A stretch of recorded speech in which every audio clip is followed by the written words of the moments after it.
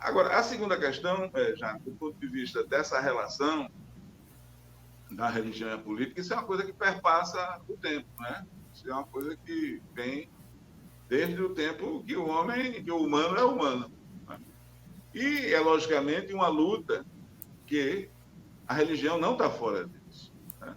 A religião não pode estar acima ou fora do contexto humano, porque ela é feita por humanos. Né? Humanos concretos. Humanos que estão envolvidos em relações econômicas, relações políticas, relações sociais, relações culturais. Então, é uma ilusão, como diria Marx, né? Pensar que a religião consegue estar desligada dessa realidade humana. Tem um teólogo saudita, Talal Assad, que ele diz, em vez de pensar nas questões que envolvem a vida do pós-morte, é importante pensar que existe vida antes da morte. Vidas humanas. E o que é que a gente faz com essas vidas humanas antes da morte? Isso a gente tem certeza, que vidas humanas existem antes da morte.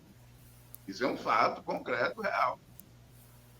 Então ele lança essa pergunta, né? Da mesma forma que você está lançando de uma forma mais destrinchada, ele faz uma pergunta com um peso muito grande. Quer dizer, essas vidas de antes da morte, aqui, do dia a dia, essas vidas que eu vou ver amanhã, essas vidas que eu vi ontem, né? Como é que a gente se relaciona e o que é que a gente faz com elas? Né? Então, essa atualização, talvez da doutrina, né? Talvez da prática, talvez daquilo que é um conhecimento herdado na tradição, será que se aplica hoje? Ou de que forma isso precisa ser atualizado hoje? E alguns pensadores têm apresentado algumas questões nesse sentido.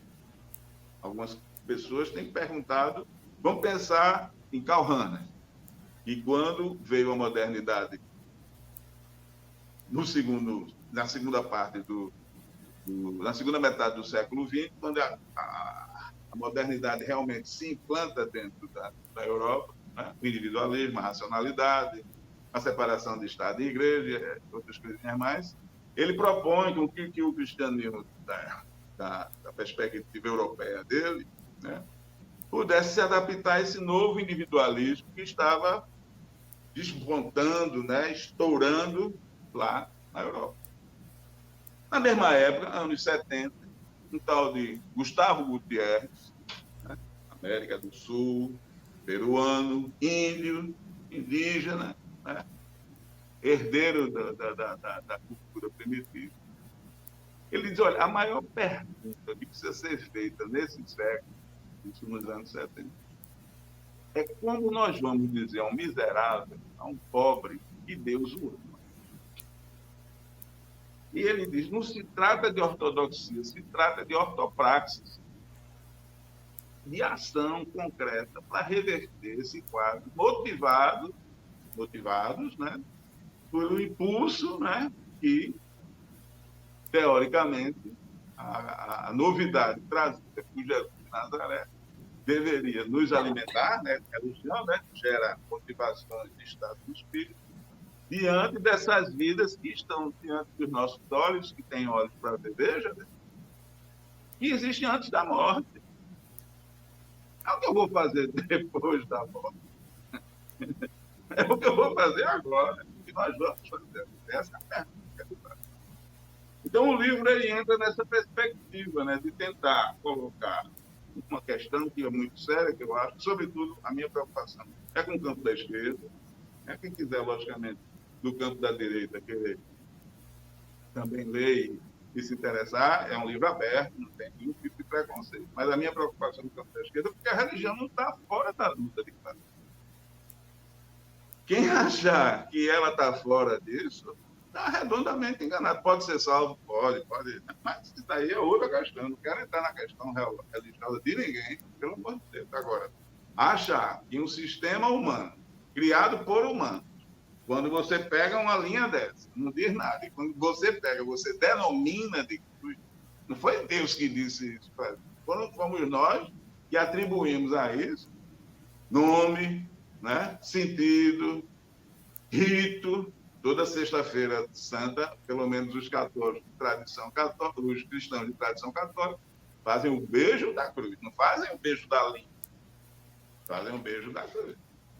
O que significa isso? Qual é o sentido de um rito desse hoje no século XXI, na terceira década do século XXI, no Brasil, depois do bolsofascismo? Então, são essas questões que eu apresento, sem nenhum desejo de julgar, longe de mim, quem sou eu, talvez eu seja o maior dos pecadores, né, dentro da perspectiva religiosa, o maior dos criminosos, vamos dizer assim, nessa perspectiva religiosa. Mas é um fato que está colocado. Agora, vamos pegar os números. Da tradição católica, 41% votaram em Bolsonaro. Isso no Brasil, porque se você fizer um recorte para Centro-Sul e Sudeste, a coisa ainda cresce de volume. Né? Da tradição evangélica, mais de 60% votaram em Bolsonaro. Nessa eleição. Não é na de 2018.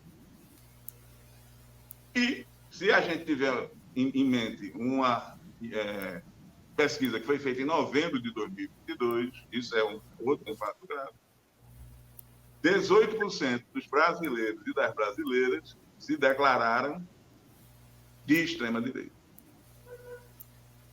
Então, isso é um dado concreto com as vidas que com as quais estamos convivendo antes da morte. Agora, o que é o fascismo? É um Estado autoritário, é uma ditadura. A definição rápida, Armando Boi diz isso. O que é o fascismo? É um Estado autoritário, é uma ditadura. É um regime reacionário. Mas não só.